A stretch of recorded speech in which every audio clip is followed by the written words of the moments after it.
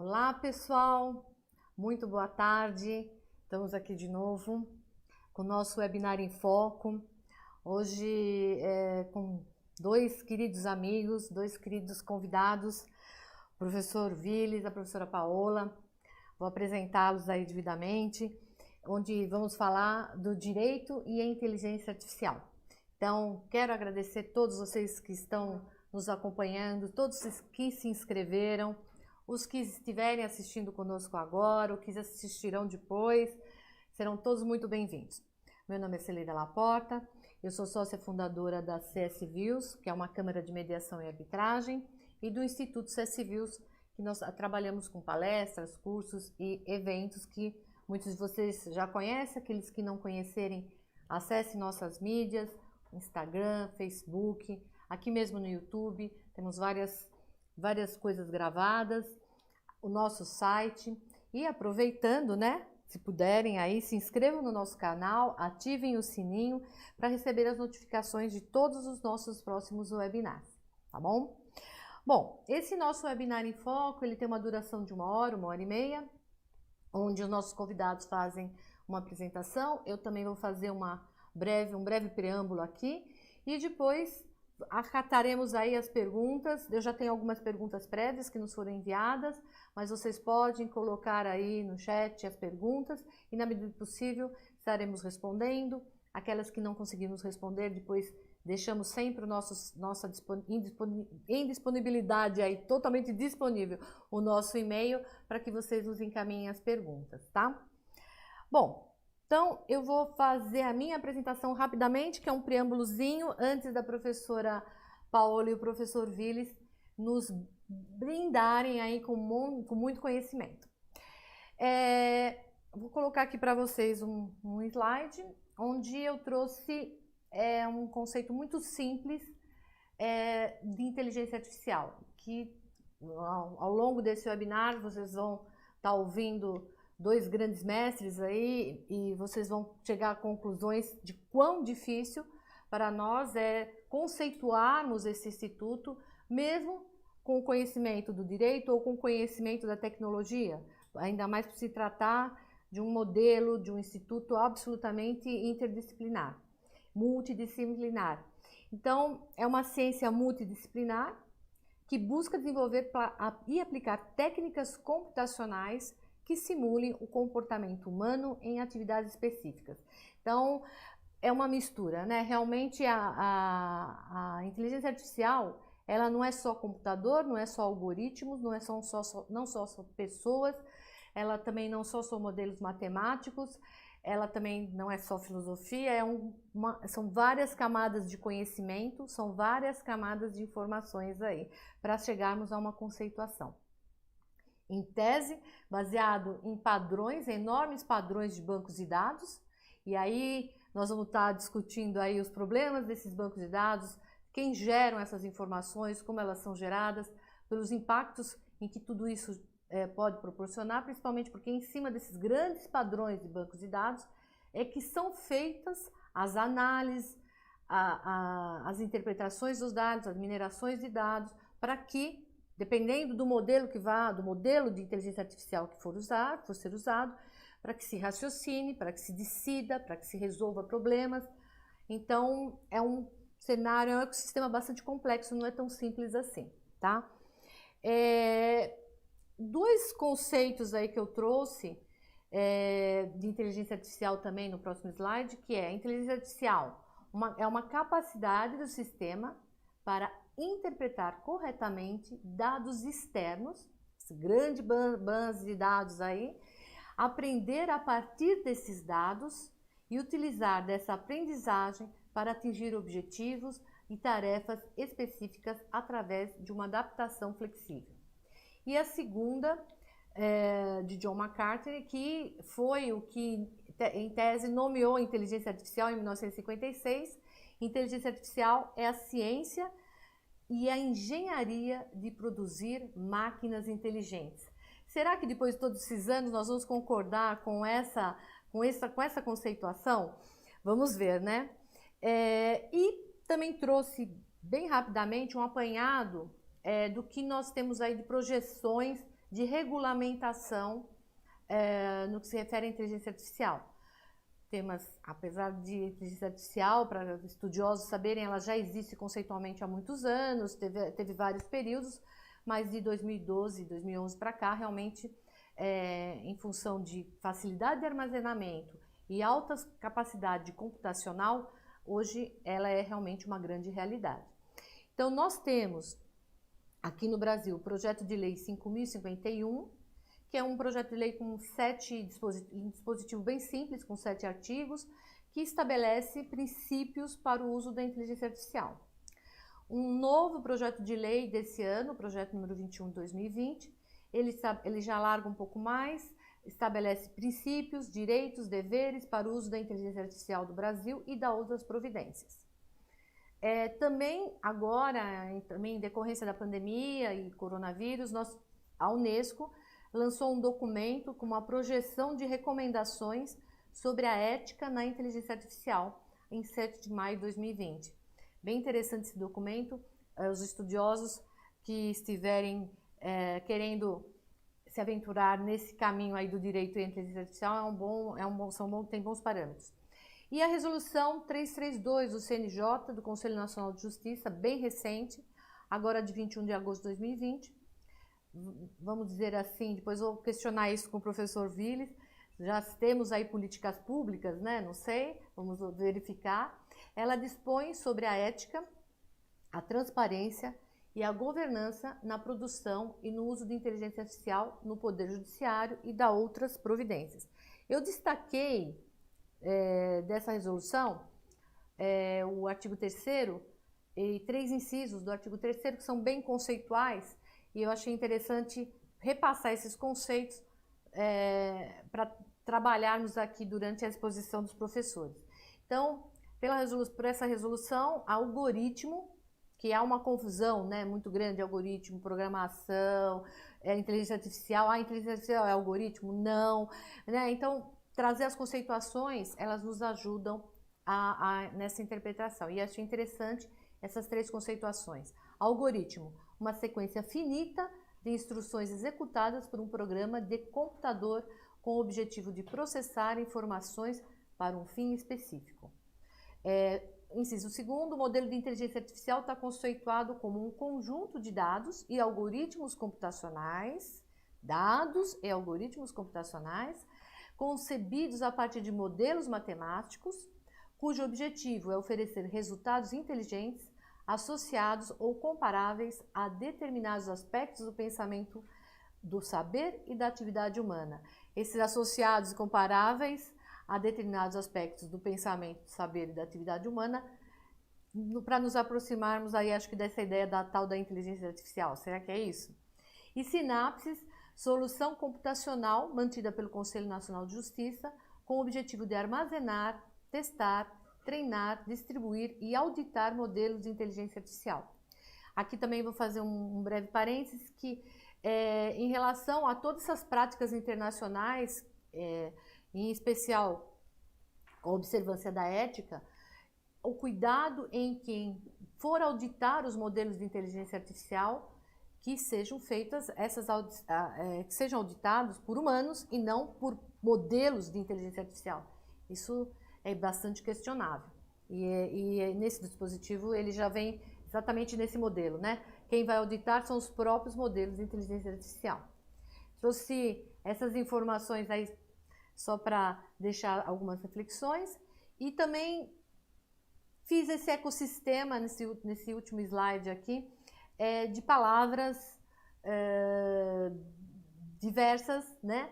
Em que eu gostaria que vocês observassem e entendessem quais delas vocês realmente sabem o que significam e qual seria a correlação de cada uma dessas palavras dentro de todo esse ecossistema, desse cenário que a gente fala de direito e inteligência artificial. Então, umas são princípios, outras são ciências, outras são metodologias, mas em suma, nós vamos ter que trabalhar muito a ética e a humanização da tecnologia. E observando todas essas palavras aí que eu coloquei para provocá-los, né? Assertividade, não discriminação, finalidade, sistemas de comunicação, economia de dados, segurança de informação, responsabilidade compartilhada, proporcionalidade, a professora Paola vai trazer aí o princípio da proporcionalidade, educação digital, estamos preparados? Redes neurais, privacidade de dados, em especial com modelos de LGPD chegando aqui no Brasil, matemática, modelos matemáticos, algoritmos e assim por diante. Inclusão, diversidade. Então ficam essas palavras aí para já ir fazendo um aquecimento. E, por fim, muito obrigada. Essa era uma brevíssima apresentação que eu queria falar para vocês. E fiz um recorte do que falou Maraia Gabriel, que é a comissária da Economia Digital da Europa. Toda decisão tomada por um algoritmo precisa ser verificada e explicada. Vamos guardar essa informação aí conosco. Então, pessoal, essas eram as minhas brevíssimas considerações. Agora, eu vou já apresentar a professora Paola para vocês e que ela irá já está aí no aguardo aí para fazer a apresentação dela, falar um pouquinho, tentar falar rapidamente, o currículo é extenso. A professora Paola Cantarini é advogada, professora universitária, palestrante, mestre e doutora em Direito pela PUC São Paulo, doutora em Filosofia do Direito pela Universidade de Salento e visitante researcher da Universidade de Lisboa e na Escola Normale Superiore de Pisa, com seu supervisor Roberto Espósito, pós-doutora pela EGS, European Graduate School, Suíça, em Filosofia, Artes e Pensamento Crítico. É pós-doutora pela UCCES, Universidade de Coimbra, Centro de Estudos Sociais, com o tutor Boaventura de Souza Santos. É pós-doutorado na Faculdade de Direito da USP, em Departamento de Filosofia e Teoria Geral do Direito. Pesquisadora colaboradora do Departamento de Filosofia da Unicamp, junto a Oswaldo Giacoia Júnior, do Instituto de Estudos Avançados da USP, Humanidades Computacionais. Também pós-doutoranda do Programa de Pós-Graduação em Tecnologias de Inteligência e Design Digital do TID PUC São Paulo, em projetos sobre inteligência artificial, coordenado pela professora Lúcia Santaella, membro da Rede de Constitucionalismo Latino-Americano, pesquisadora da Lawgorithm, coordenadora juntamente com o professor Vilis Santiago Guerra Filho, da ELDFA, que é a Escola Livre de Direito, Filosofia e Arte. Professora Paola, muito boa tarde, muito obrigada por ter aceito o nosso convite e fique à sua disposição para fazer a sua exposição. Boa tarde, gostaria de cumprimentar os participantes, agradecer muitíssimo o convite, é um prazer estar aqui. Eu preparei um tema para falar da inteligência artificial e articular um pouco com a proteção de dados, já que teve ontem a aprovação da LGPD, agora vai entrar em vigor rapidamente, e trazer alguns aspectos para uma análise crítica e constitucional.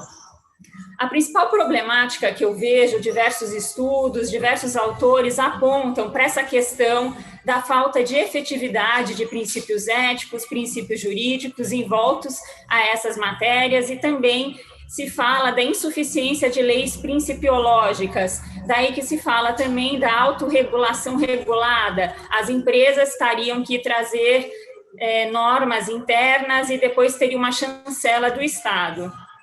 Esses temas são objeto também das minhas reflexões nesse último pós-doutorado, principalmente, e também a gente está trabalhando com essas temáticas em 2 livros recentemente publicados, um primeiro, Teoria Fundamental do Direito Digital, e um segundo em coautoria com o professor Vilis Santiago Guerra Filho, que seria a Teoria Inclusiva dos Direitos Fundamentais e Direito Digital. Esse está no prelo. E, sobretudo, quando a gente fala como superar essa falta de efetividade de princípios éticos, princípios jurídicos, nós vemos que há necessidade de um estudo de uma ética da inteligência artificial, uma possível filosofia da inteligência artificial, da informação, e também à luz do que a gente fala de uma teoria dos direitos fundamentais.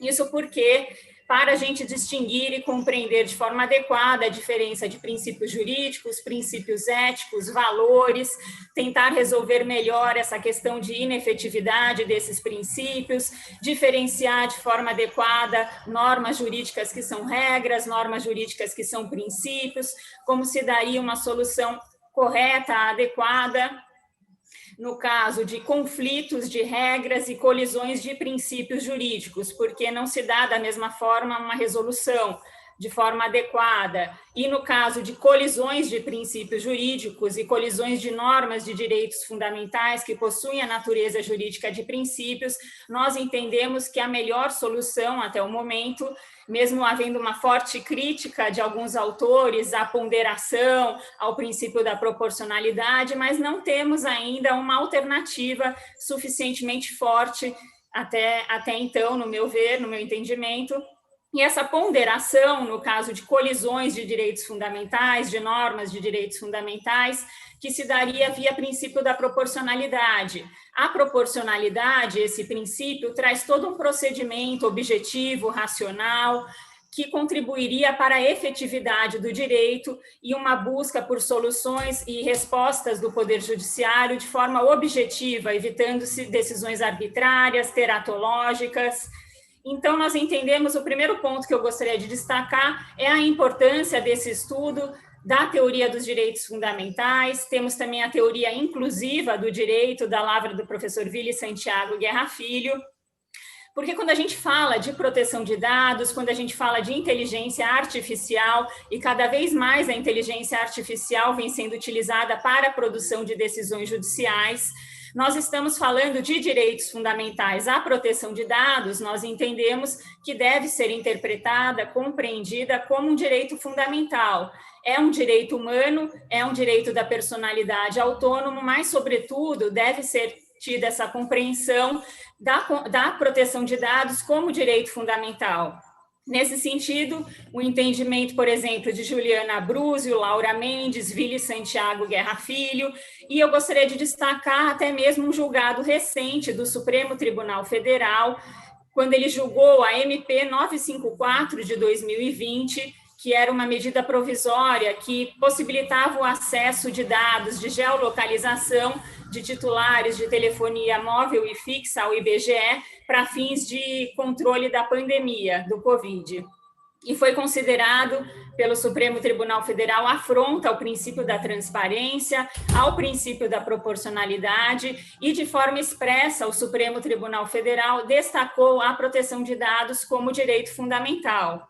Então, aí a importância desse julgado, embora não seja a primeira vez que o Supremo se declarou dessa forma, temos também um outro julgado de 2017, que ele já colocava de forma expressa a proteção de dados como direito fundamental. Apesar do que a nossa LGPD, Lei Geral de Proteção de Dados, não prevê de forma expressa como um direito fundamental.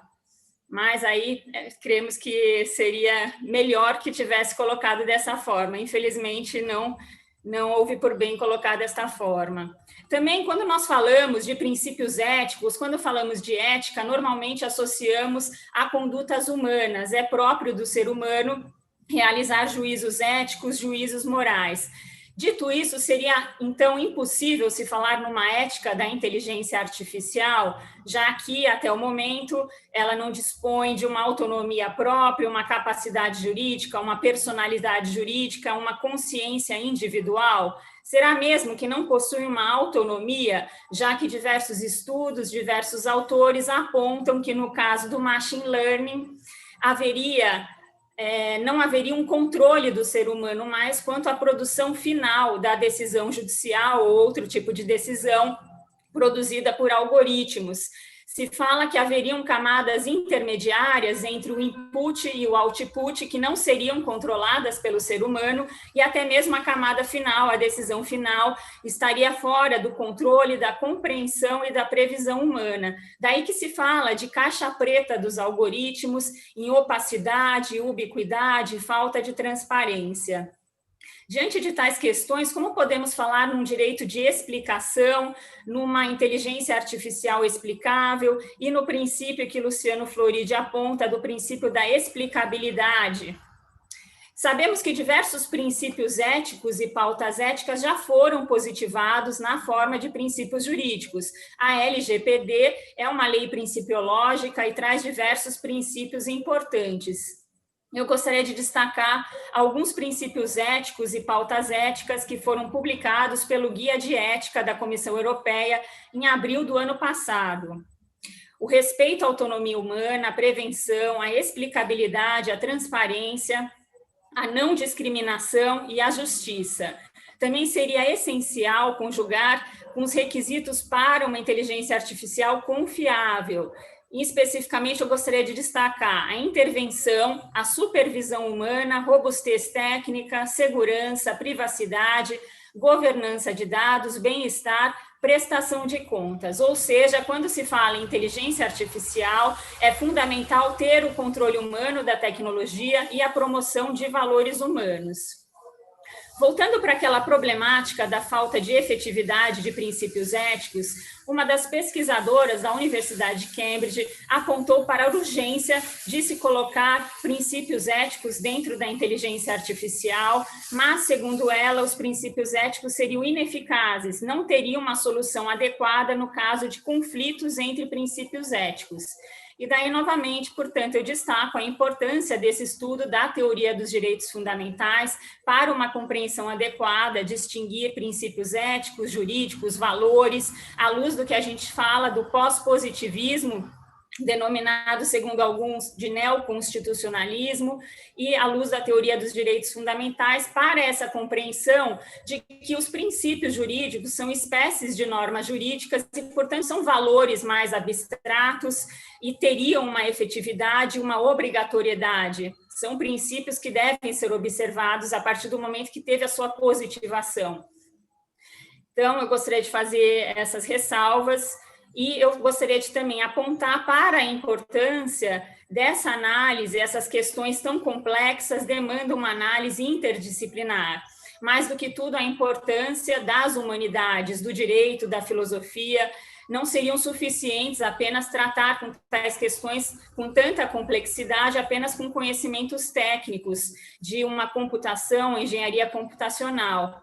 Nesse sentido, a professora Marta Gabriel, em um happy hour digital que recentemente que ela realizou, e também no seu livro, no seu último livro, Você, os Robôs, ela aponta para 2 pontos que eu entendo essenciais. O primeiro, justamente o diferencial humano, que jamais poderá ser substituído pelas máquinas, já que temos cada vez mais diversos empregos e funções sendo substituídas por inteligência artificial. Ela aponta para os juízos críticos, o pensamento crítico, que seria o diferencial humano, jamais será substituído isso pelas máquinas. E no livro ela aponta para a importância do questionar, do questionamento. Muito mais importante do que as respostas é o questionar.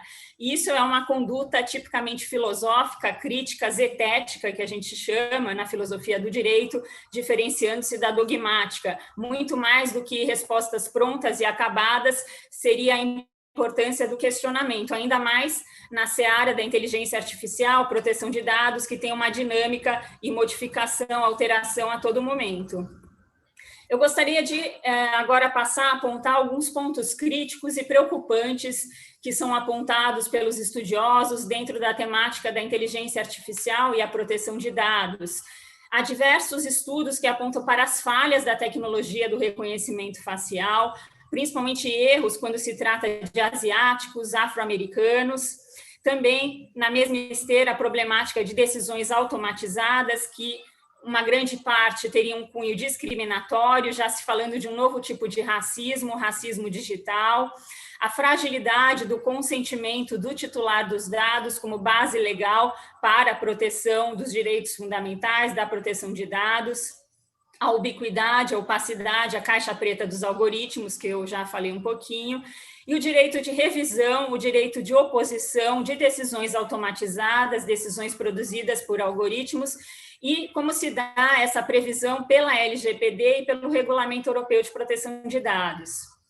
Já temos, inclusive, uma primeira decisão judicial declarando ilegal algoritmos, que foi proferida essa decisão em fevereiro desse ano. pelo Tribunal Distrital de Haia, na Holanda, e era um sistema utilizado pelo governo holandês para traçar perfis de pessoas provavelmente aptas a fraudar benefícios sociais. E foi considerado que houve afronta ao princípio da proporcionalidade, o princípio da transparência, à proteção de dados e também ao Estado democrático de direito. Essa problemática das decisões automatizadas, e diversos estudos apontam que várias dessas decisões têm um cunho discriminatório e racista. O relevo dessas decisões é que cada vez mais vêm sendo produzidas, a exemplo dos Estados Unidos, por exemplo, que em quase todos os estados se utilizam de sistemas de produção judicial, de decisões judiciais por meio de inteligência artificial, a exemplo do Compass, esse sistema utilizado em diversos estados. E a Suprema Corte de Wisconsin já declarou, já se manifestou que traria um prejuízo, seria discriminatório para minorias étnicas. Então, diversos estudos têm apontado, se preocupado com tal questão e trazendo possibilidades de evitar ou minorar essa problemática. Seria um campo de pesquisa em andamento e auditorias de algoritmos e de plataformas digitais, um maior treinamento do banco de dados a ser utilizado.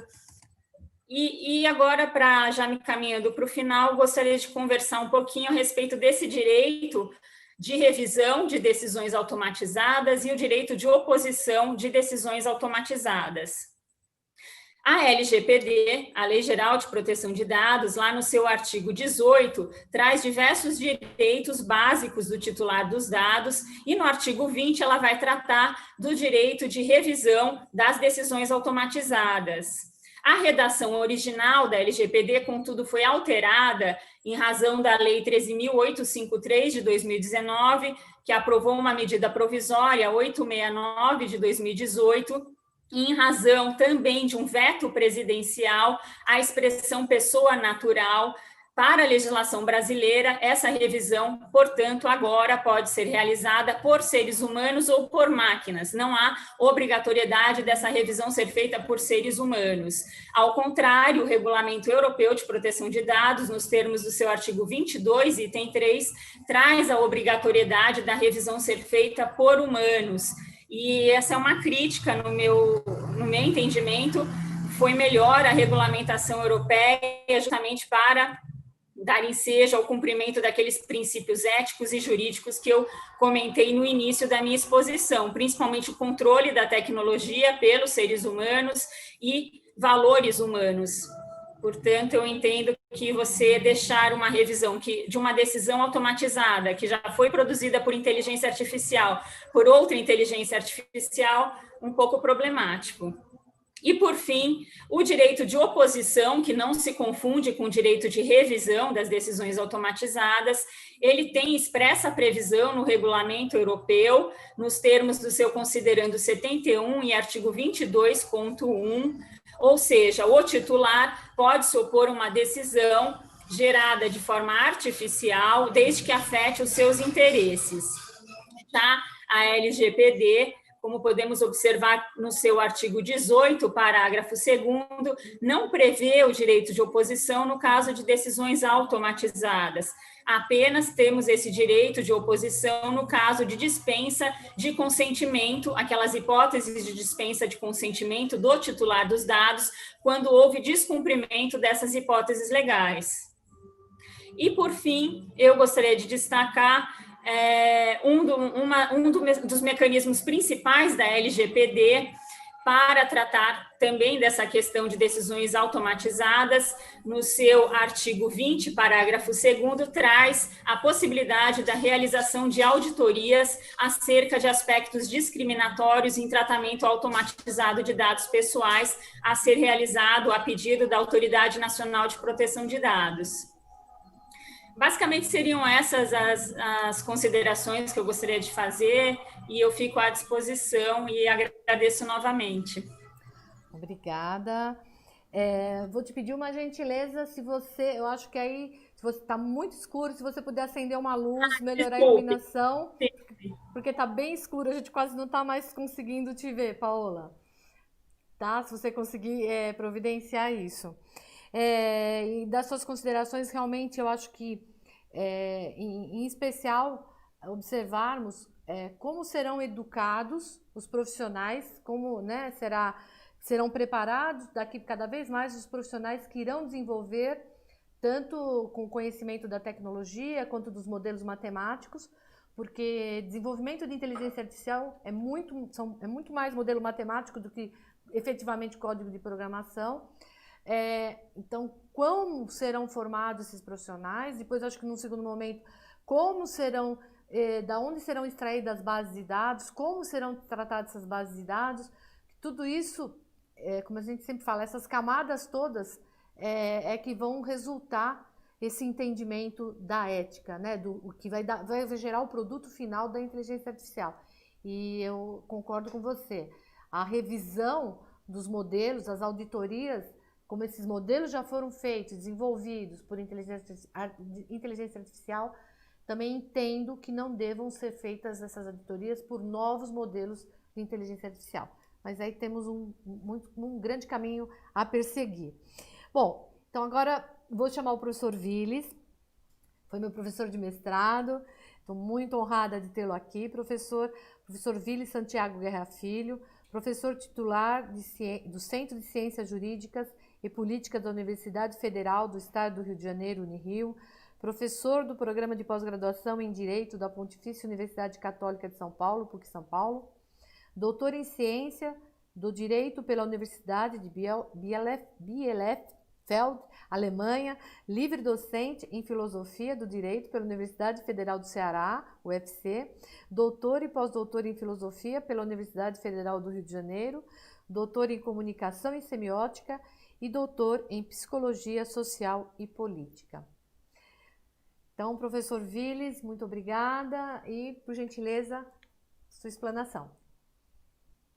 Muito obrigado, minha cara Celeida, é um prazer o nosso reencontro, apesar de a distância, mas nesse contexto, né, que muito me honra estar participando do seu programa, né, que é como um programa esse que você tem, já de muita audiência, que eu sei, e saúdo também esta audiência, aqueles que estão conosco neste final de tarde, de sexta-feira, para discutirmos esse tema tão urgente, não é? Tão candente e que nos estimula a desenvolver reflexões novas, né? Um tema novo. Eu me lembro de um dos primeiros artigos, um artigo pioneiro mesmo, que foi publicado em 1999, ou seja, há tão pouco tempo, tivemos uma escala, né, de tempo normal, digamos assim, mas no nosso tema, a escala de tempo diminui também, né? Então, um artigo publicado há pouco mais de 20 anos,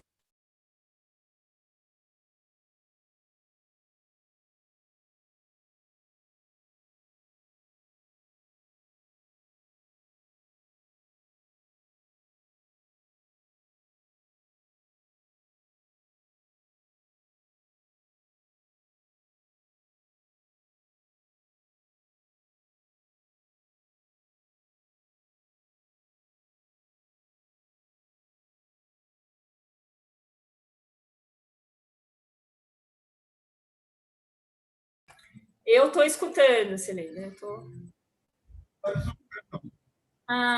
ele vai vir. Só um minutinho.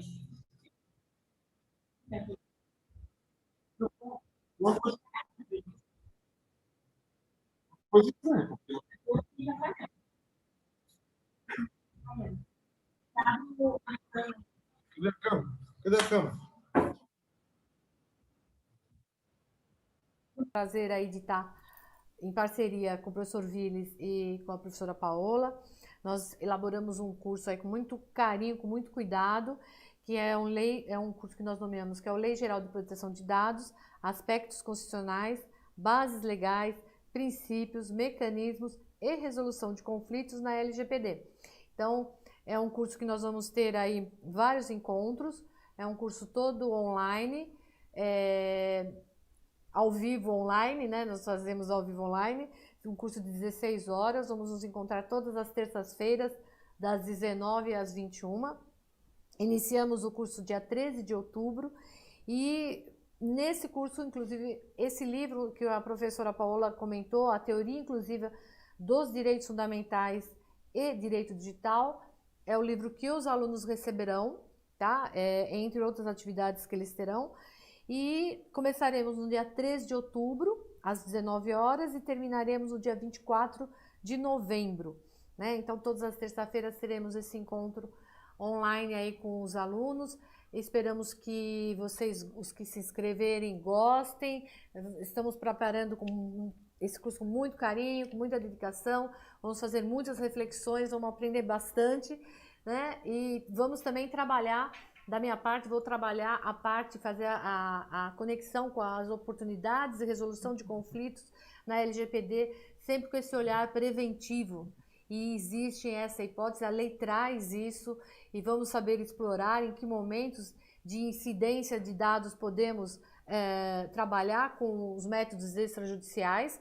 Em especial, a lei ela traz a opção da aplicabilidade da conciliação e outros mecanismos também. Então, aqueles que tiverem interesse, procurem, vejam, tem lá no nosso site, tem toda a programação, detalhadamente todas as aulas que serão dadas pelo professor Vilis, pela professora Paola e por mim, e será um grande prazer ter vocês lá nesse curso. Bom, professor Vilis, já retomamos? Estou aqui na câmera dela, né, no computador dela. Não estão me ouvindo novamente? Eles não estão ouvindo. Estamos sem os nossos convidados. Não, eu estou vendo. Deixa eu verificar aqui. Estamos com esse problema aí hoje de conexão com eles. Ouvindo? Guardar mais um pouco, qualquer coisa nós retomamos. Conseguimos, professor Vilis? Ou professora Paola? Ainda eles estão com algum problema aí de conexão. Pessoal, independentemente... Está ouvindo, Celeida? Você está me ouvindo? Agora eu estou conseguindo te ouvir, Paola. Não, porque apareceu uma telinha aqui, unmute, daí o Vilis não entendeu o que era, eu apertei aqui. Vamos nos adaptando, não tem problema. Ele está aí com você já? Está vindo. Então, vamos lá. Desculpe. Imagina, professor. Mas o que tem aparecido para nós é uma mensagem que nós estamos sendo multados pelo host. Não, mas nós estamos ouvindo vocês aqui. Tá, então, alguma falha, né, tal como ocorreu no nosso teste, aparece a mensagem que como se o anfitrião, né, tivesse mutando, colocando no mute, né? Algum problema. É claro que vocês não estão me botando no mute, né? Mas só para informar o que está acontecendo, o que aparece para nós aqui. Então, como eu dizia, eu estava pronto quando perdemos a conexão, ou o contato, a conexão está mantida, de lembrar desse artigo que saiu na revista da Faculdade de Direito da Universidade de Harvard. Essas publicações são disponíveis, não é difícil acesso a elas, elas são de livre acesso. É uma publicação de 1999 da Harvard Law Review, né, dessa revista da Faculdade de Direito de Harvard, de um autor chamado Lawrence Lessig, Lessig, e o título do trabalho é The Law of the Horse. É um título meio estranho. A lei do cavalo. Claro que lendo o trabalho se entende por quê, mas o mais interessante é o subtítulo, né? Que aí diz algo que eu quero aproveitar para iniciarmos, que é o seguinte: What Cyber Law Can Teach Us? Ou seja, o que o direito cibernético, que foi como naquele momento ele chamou, pode nos ensinar. Claro, hoje nós chamamos de direito digital, é a denominação que está predominando, não é? Não só aqui no Brasil, mesmo internacionalmente. E essa tese do Lessig é muito interessante, que a gente deve aproveitar. Quer dizer, a temática da inteligência artificial, de certo modo, ela é disruptiva, mesmo no campo do conhecimento jurídico. Né? Ela é disruptiva em vários setores da vida social e vários campos do conhecimento, praticamente em todos, eu diria, inclusive o nosso. Né? O que quer dizer isso? Que nós temos que, de algum modo, nos reformularmos, nós temos que nos reinventarmos também, enquanto juristas, enquanto estudiosos do direito, para conseguir dar conta da problemática da inteligência artificial. E nós estamos comprometidos com isso, né? Nós três aqui, quer dizer, eu e a Paola mais proximamente, somos parceiros, né, colaboradores, e desenvolvemos trabalho juntos. E, ao mesmo tempo, eu procuro demonstrar nesses trabalhos que as bases que já possuíamos, que vínhamos desenvolvendo, não só nós dois, mas, enfim, um conjunto muito amplo de pesquisadores, via desenvolvendo essas bases que elas são capazes de dar suporte ao enfrentamento da problemática da inteligência artificial. E que bases são essas? Por outro lado, é preciso a gente compreender que precisamos aproximar conhecimentos que estão dispersos, não é? E essa é a ideia, por exemplo, da teoria inclusiva. Essa caracterização da teoria que propomos como inclusiva aponta para esta característica de procurarmos, na abordagem de um problema jurídico, sobretudo um problema desse tipo, como é o problema e os problemas ligados à inteligência artificial, por conta da sua grande novidade e disruptividade. Então, a abordagem desses problemas, ela demanda a conjugação de conhecimentos os mais diversos. E aí eu gosto de destacar quais seriam os principais. E aí nem é propriamente, a rigor, aquilo que se chama de interdisciplinariedade, que é colaboração de várias disciplinas pontualmente. Eu chamaria melhor de intradisciplinariedade, algo que precisa ser internalizado na nossa disciplina fundamental, que é o direito, e daí a ideia de teoria inclusiva, para incluir na abordagem do direito mais do que aquilo que normalmente temos feito, não é? Que é o tradicional. Não vai ser possível enfrentar algo tão não tradicional e não convencional, como é a problemática da inteligência artificial, com o tradicional. Aliás, esse tradicional, inclusive, é algo que os programas de inteligência artificial cada vez mais estão incorporando, e soluções tradicionais, cada vez mais, serão oferecidas por esses programas. Então, esse é um ponto, talvez, inicial também. O quanto ela nos desafia a fazermos algo que seja novo, diferente, criativo, porque aquilo que já tínhamos feito e continuamos fazendo do mesmo jeito, cada vez mais esses programas de inteligência artificial serão capazes de simular e com vantagens cada vez maiores em relação ao que nós somos capazes de fazer, né?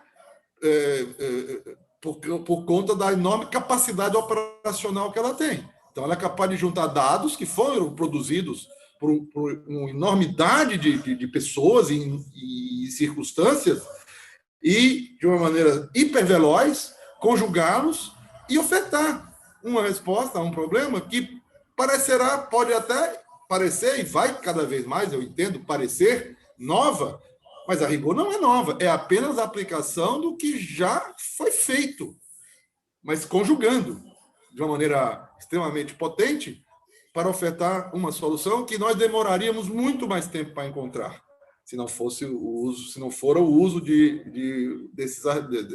dos artifícios da inteligência artificial. Porém, o que há de novo? Não vamos produzir? Vamos nos inibir com a capacidade desses algoritmos e deixarmos de enfrentar os problemas com a criatividade que nos é própria e com a novidade que a novidade dos problemas exige? Não?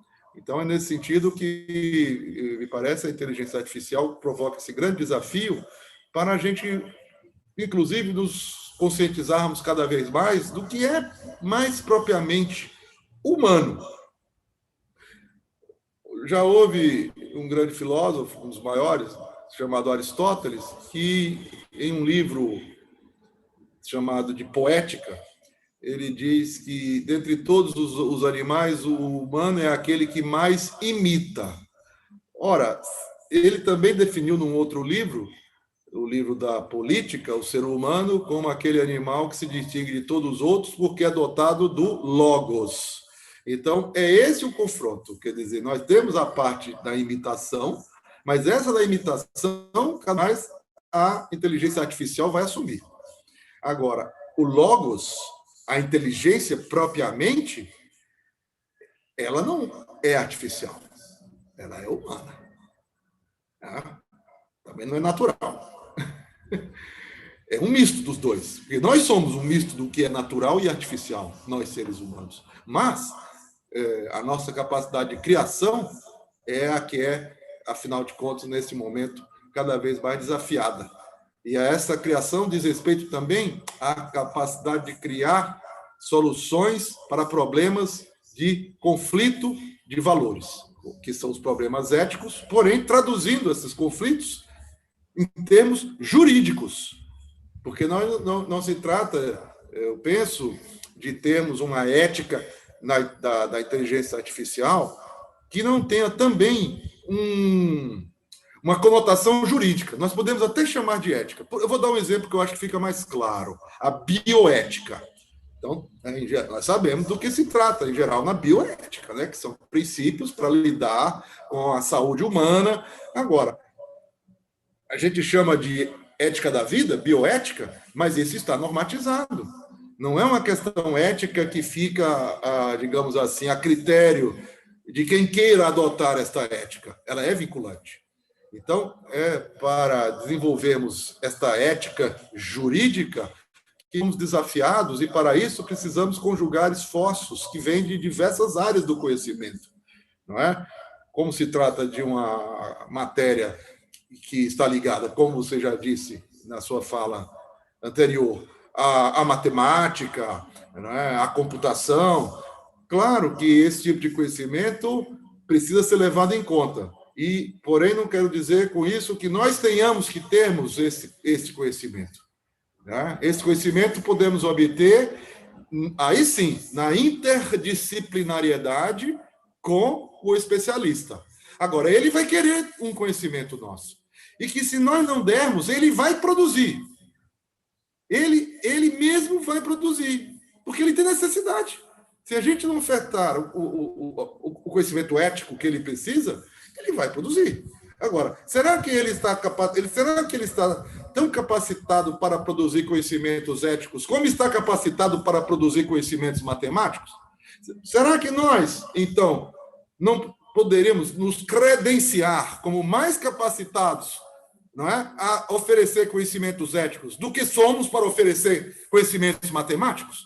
Então, seria mais ou menos como agora, de repente, a gente precisasse também oferecer o conhecimento matemático, já que esse conhecimento não está sendo oferecido. Não é isso que acontece. Esse conhecimento, os especialistas desenvolvem cada vez mais.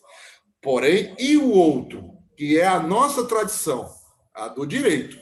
Só que o direito andou abandonando o raciocínio ético em nome de um raciocínio já programado, embora não pela inteligência artificial, que é o raciocínio baseado puramente em regras do direito, que são programas.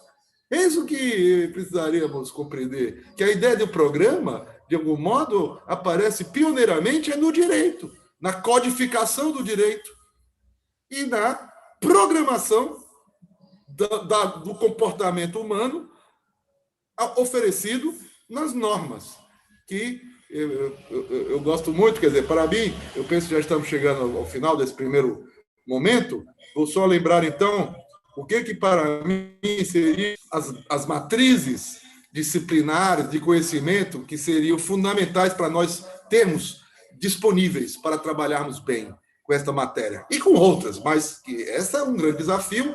O enfrentamento desse desafio vai nos melhorar para enfrentar desafios de outras áreas também, do direito. É isso que eu acho, dizia aquele autor. Ele está dizendo, ó, o que o direito digital pode nos ensinar a melhorar o próprio direito em geral e o pensamento jurídico em geral. Então, para mim, nós temos a necessidade de desenvolvermos essa teoria dos direitos fundamentais, como foi já mencionado pela Paola, não é? E não desenvolver ela de qualquer jeito, não é? A gente tem que trabalhar nessa perspectiva inclusiva, que é também includente. Eu gosto de mencionar isso, que quando chamamos de teoria inclusiva, estamos também nos preocupando em que seja uma teoria includente do ser humano, e do respeito ao ser humano e à dignidade humana e aos seus direitos fundamentais, né? E humanos também, claro. Então, esse é um ponto.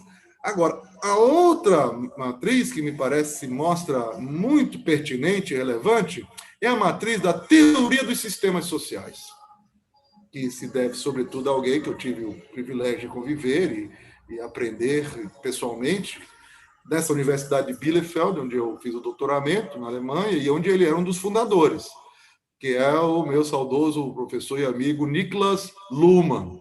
Então, a elaboração do Luhmann de uma teoria social sistêmica, cibernética, ele já se utilizou para desenvolver uma teoria da sociedade, das informações, da teoria cibernética. Isso que foi, na época, muito criticado e muita gente, né, se incomodou, mas veja que ele fez algo que agora pode nos ajudar bastante, porque para enfrentar questões cibernéticas, precisamos também da cibernética, mas não apenas dela.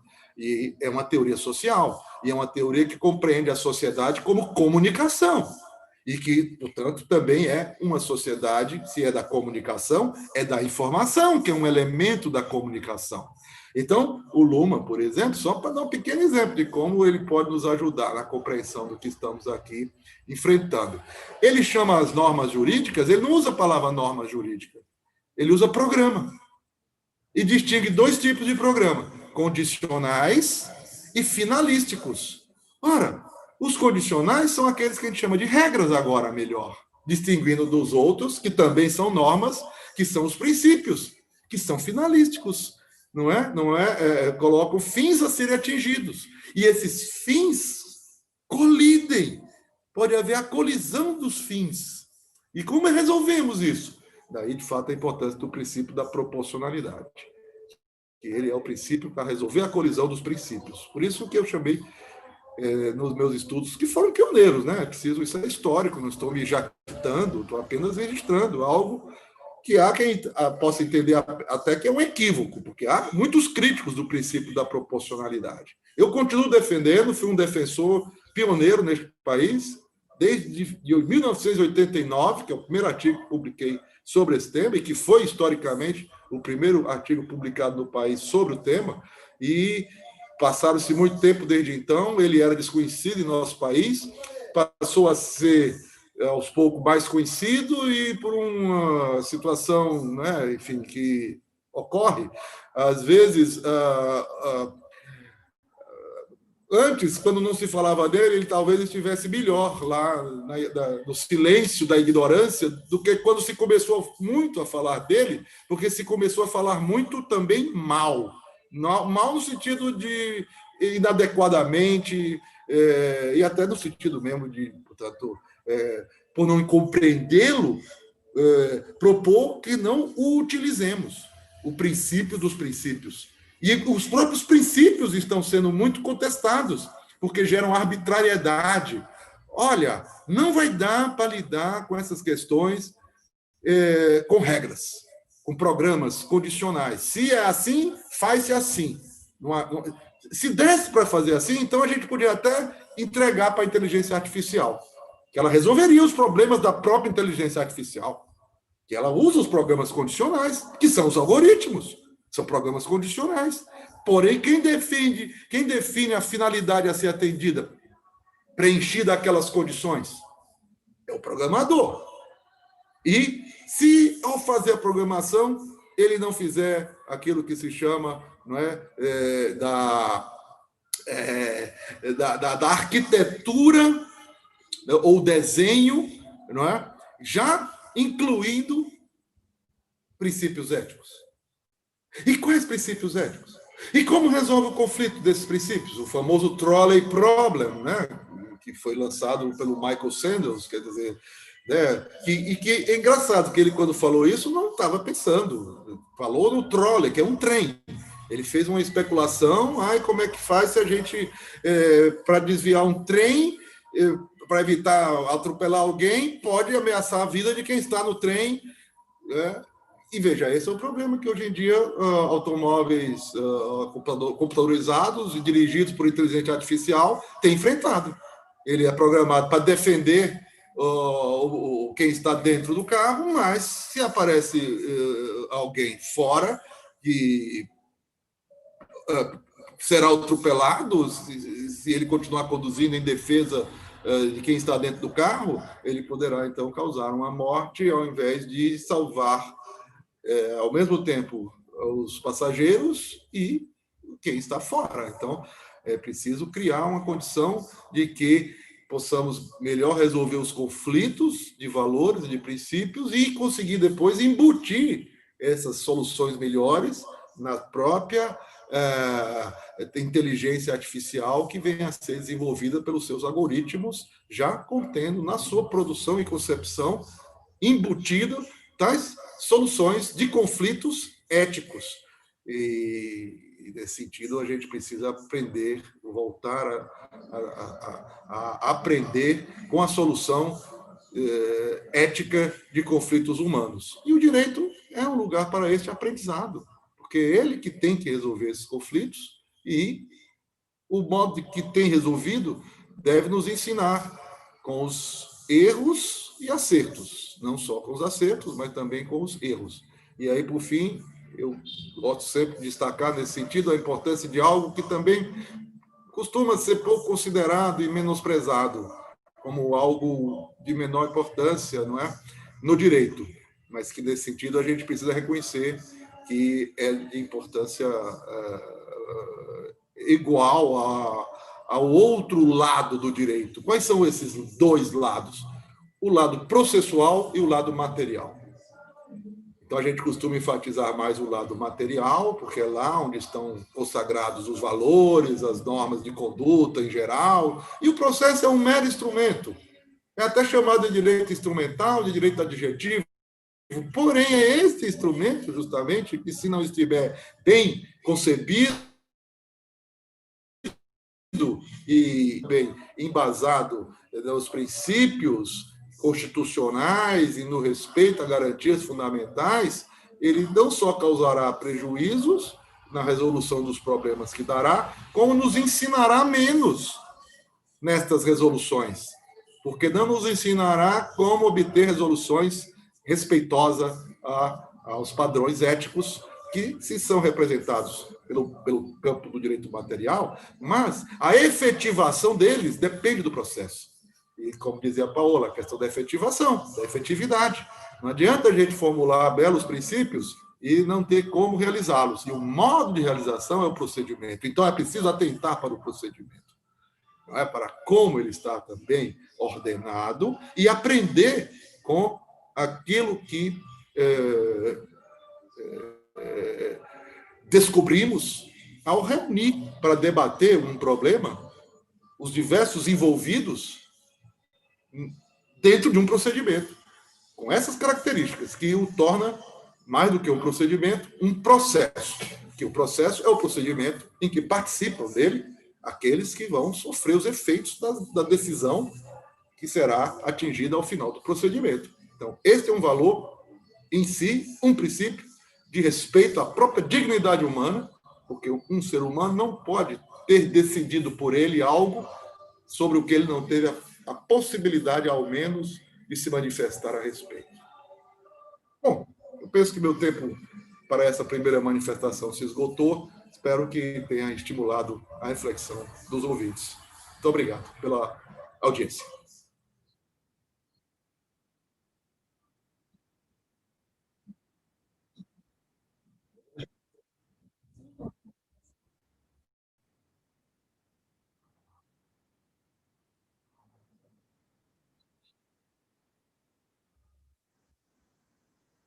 lá no meu preâmbulo, e aí eu já vou fazer diretamente para o senhor. Qual a sua opinião e a sua posição sobre a regulamentação da inteligência artificial? Professor Viles? Não, eu acho que ele... Professora Paola, continuamos com... Não ouve, Viles. Oi, professora. É que a gente estava tentando utilizar 2 computadores, mas ele vai voltar a usar o meu, porque o dele... Daí, quando for para você, se for fazer um questionamento, depois eu volto, tá, Celeida? Tá, porque... perfeito. Vou fazer esse questionamento para ele. Que é exatamente em relação... Eu não sei se ele... Já está me ouvindo, professor?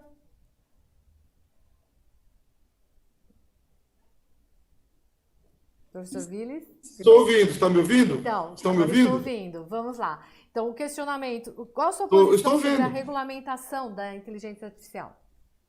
Estou falando. Pronto, então.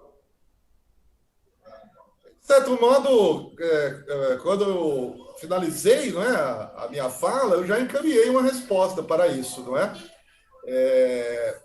A minha posição é de que, sem dúvida, a regulamentação da inteligência artificial e como em geral, quer dizer, é algo que se aplica, é uma reflexão que se aplica à ideia de regulamentação em geral, na sociedade em que vivemos, não é? Que é uma sociedade hipercomplexa, uma sociedade que apresenta problemas cada vez mais novos, inéditos, diversos dos que antes se apresentaram, uma sociedade que não nos dá tempo para podermos sedimentar uma compreensão de como melhor resolver tais problemas e traduzir essa compreensão nas regras da regulação. Então, a regulação, na nossa sociedade hipercomplexa, sobretudo em temas como este, que são típicos dela, ela é necessária, porém não é suficiente, jamais terá o grau de satisfatoriedade que já teve no passado, em outras áreas, até ainda tem. Porque primeiro que os problemas não são problemas locais, são problemas que se colocam numa dimensão internacional, que não temos a capacidade de ofertar soluções numa regulação nacional que possa se aplicar em outros lugares. Então, demanda estarmos bastante afinados com uma regulamentação que se nacionalmente, porém, ao contrário de outros que até dizem, então não vamos regulamentar, deixemos que se autorregulamente. Olha, eu não caminho por aí. Eu penso que é preciso, sim, haver a interferência da regulação, mas sempre percebendo os seus limites, deixando, portanto, sempre uma abertura para a inserção através dos procedimentos, não é? De soluções que, em certas situações, dada a sua peculiaridade, não aplicará aquilo que uma regra previa para permitir que se aplique um princípio, né? Que seria melhor contemplado através de uma outra solução, porque, de fato, ao afastar a aplicação de uma regra, nós estamos, nesse sentido, diminuindo a importância de um princípio, que é o princípio da legalidade, mas que também não é um princípio absoluto, porque nenhum princípio é absoluto. Isso é da definição de princípios. A gente não pode, em nome da legalidade e da segurança jurídica, por exemplo, sacrificar a dignidade humana. Isso seria sairmos do Estado democrático e entrar num Estado autoritário ou até totalitário, que temos que evitar a todo custo. Portanto, a regulação, e como está sendo até proposta aqui no Brasil, foi mencionado, né, pela Paola, com você mesmo, né, os projetos trazem poucas leis, uma regulação com poucas normas, né, poucas regras, enfatizam princípios. Então, eu defendo uma combinação de princípios com regras intermediada pelos procedimentos. Portanto, como dizia ao final da minha fala inicial, atenção aos procedimentos, valorizemos os procedimentos, Eles produzem as respostas não estão já prontas na regulação, mas há na regulação uma indicação forte de como resolver tais problemas. Mas é preciso sempre fazer a revisão. Daí é o perigo de deixar para as decisões automatizadas. Então, para mim, seria um absurdo imaginar que a gente vai desenvolver uma regulação detalhada no campo da inteligência artificial, e aí poderemos, inclusive, deixar que as decisões a respeito dos problemas da inteligência artificial sejam tomadas pela própria inteligência artificial, porque ela já está devidamente programada pela regulação que tem. E isto daí é uma distopia, um filme de ficção científica de terror, do meu ponto de vista. Não sei se me fez entender. Perfeito. Eu queria agora fazer uma última pergunta, e aí para a professora Paola. Tá bem, deixa ela entrar no lugar dela, porque esse aqui é o lugar dela. Fazer a troca agora aí, que aí seria para a professora Paola, a pergunta que eu tenho para ela. Deixa eu ver se vocês já fizeram a troca aí, Paola? Vamos lá. A pergunta que eu tenho, que encaminharam aqui, qual seria a sua orientação, né, para os advogados que estão em formação, pensando em especial agora na advocacia 5.0, né, e em especial também todos os impactos que nós estamos falando aqui da inteligência artificial, que vai estar provocando e nos trazendo aí inúmeras reflexões para o direito. Então, para esse advogado 5.0 que está se formando, que está chegando, o que você poderia orientar ou então sugerir aqui para a gente? Então, como o próprio professor Viles comentou, e diversos estudos sempre estão apontando diversas funções e empregos que estão sendo cada vez mais substituídos pela inteligência artificial, e na área jurídica também. E a área que, dentro da área jurídica, vai acabar, não vai ter mais advogados, já temos juízes, né? Máquinas, né? Inteligência artificial julgando também.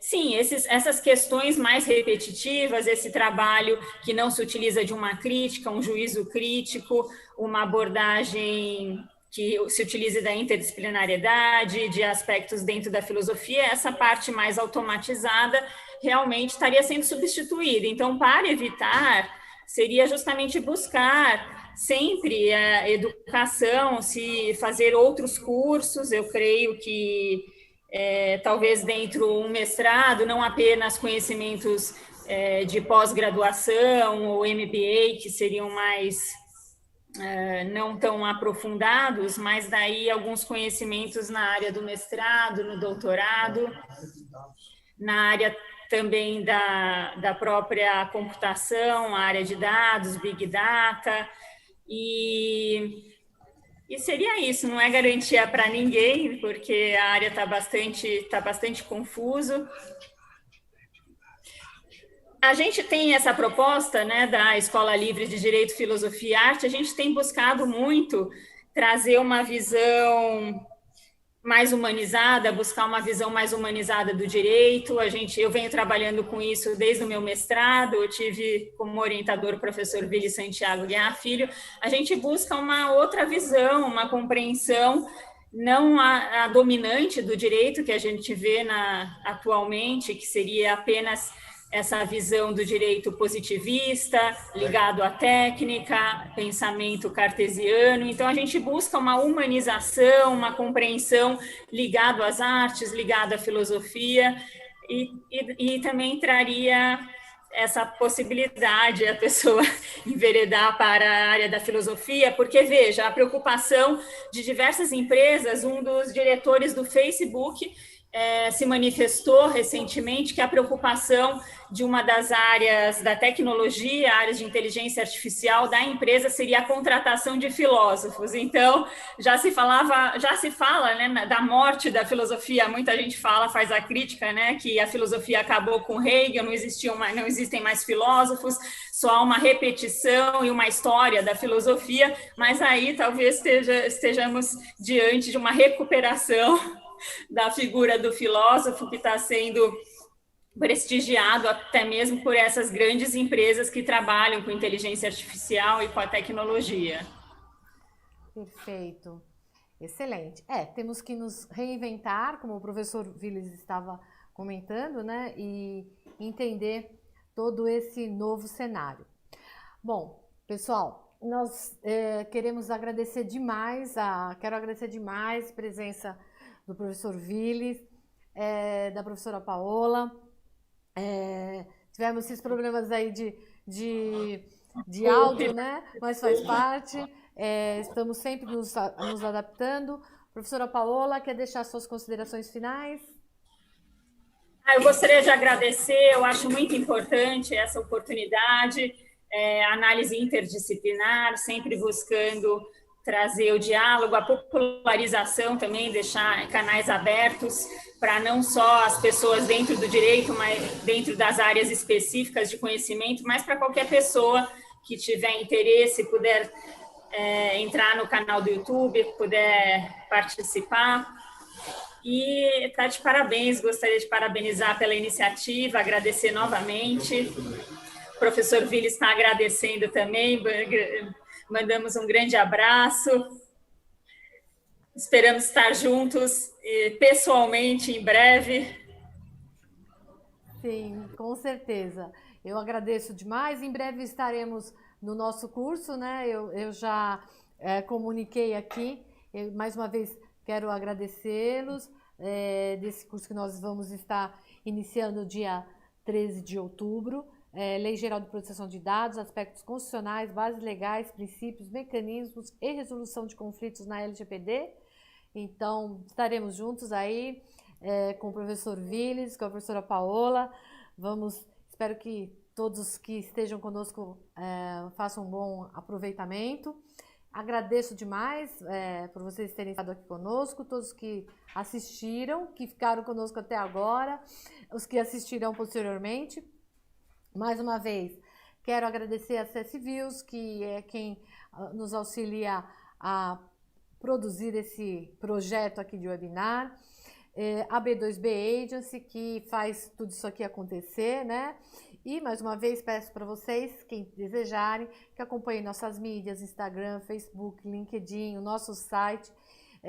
Assistam os nossos webinars no YouTube, mandem sugestões, se vocês desejarem. Tem lives também que nós fazemos, deixamos gravadas.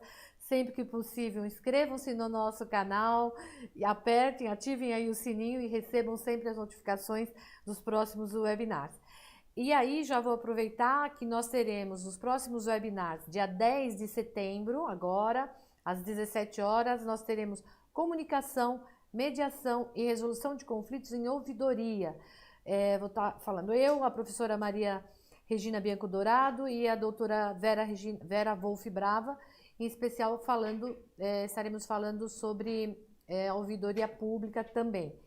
O outro webinar que nós vamos ter também em setembro nós temos 2 webinars, será dia 24 de setembro, gestão de conflitos e prevenção de crises no esporte, tá? Então, primeiro, comunicação, mediação e resolução de conflitos em ouvidoria. Vamos falar um pouco de ouvidoria, comunicação, resolução de conflitos em ouvidoria.